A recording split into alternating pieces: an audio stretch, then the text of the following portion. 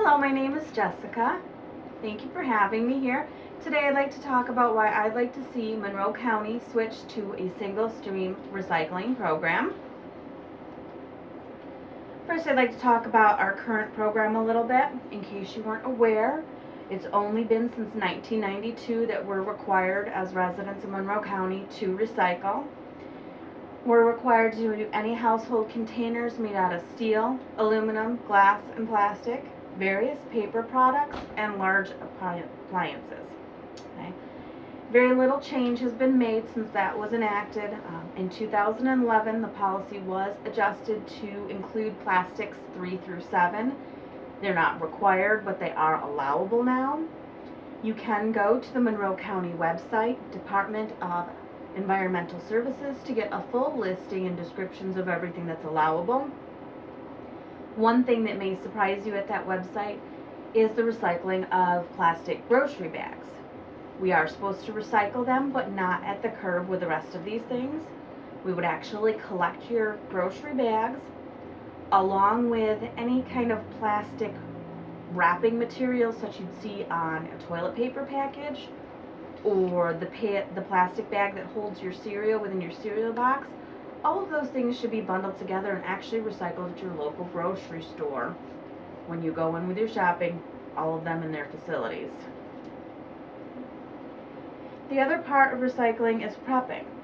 You're going to get your little box from your garbage company, and that's going to vary in color depending on which company you work with. Okay? But you're going to fill that the same way. All of your paper products, newsprint, cardboard, all of that's going to go flat along the bottom. And then your plastic, aluminum, steel, glass, all of that's just going to go right on top loosely for your recycle pickup. I have a couple problems with this process. First of all, that little box, not a lot of space. They're only 18 to 20 gallon boxes. Okay, and as you can see from the example here, they can fill up and overflow very easily. Which brings us to the litter problem. If you have a very windy day, half that stuff's going to blow down the street. So to reduce the litter, Monroe County actually suggested that on a horribly windy day, you don't put out your recyclables, which means you're going to be storing them for another week, having way more than you have room for the next week. Or you can package those up yourself and bring them to the Eco Park on Avian Drive, which is a residential drop-off facility, but that's not necessarily convenient for everyone. The other issue with the small box is contamination. Paper products in the bottom of that box are going to get wet when it's rainy or when it's snowing.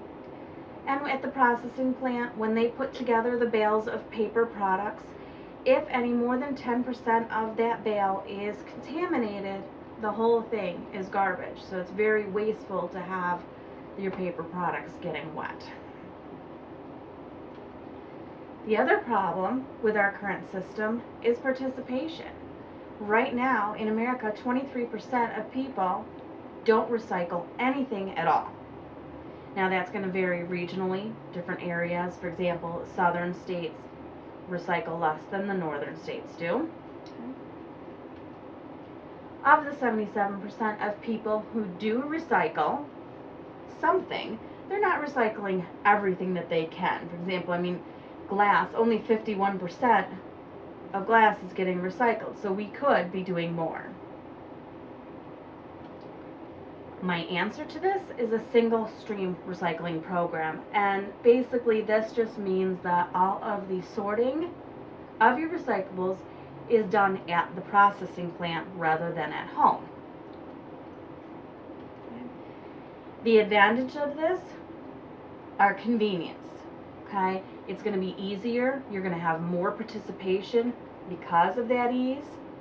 There's no sorting. You have one bin, tote bin, the size of your garbage can, where everything just goes in there together. Very easy. And it's on wheels, so instead of having to bring a heavy box down to your corner, you can just roll it on its wheels, which is going to make it more convenient for most people. Okay, and easier pickup for the collections. Plus the fact that that big tote has a lid, you're going to reduce the amount of contamination. This is going to increase your recyclable materials available, as well as the increased participation. And because of that, less waste in our landfills is going to help the environment. It's going to reduce the cost of waste collection. Advantages for everyone. Okay. Now, the process of switching to such a program is going to take a few steps. Typically, you need to get the program approved. Okay. Then you're going to get new processing equipment, additional equipment to update what you already have to make sure that a single stream process is going to be possible.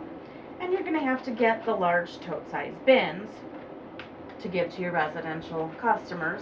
Okay? And then you're going to be ready to open up your new facility. Now this whole process is going to depend on the local area as far as how long it takes. For example, Elk River, Minnesota, their update only took about 4 months to be up and running.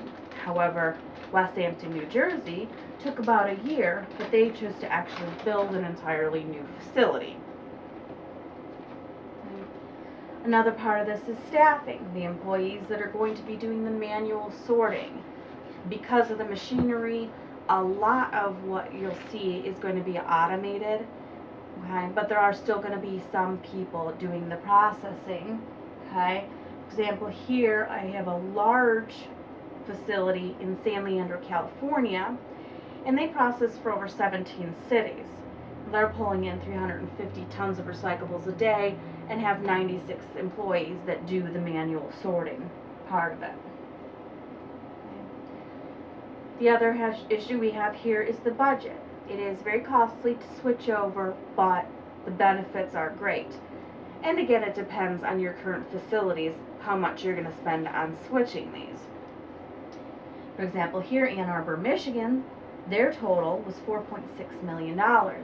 And that was split up between equipment improvement, the tote containers, and consulting services to make that switch happen.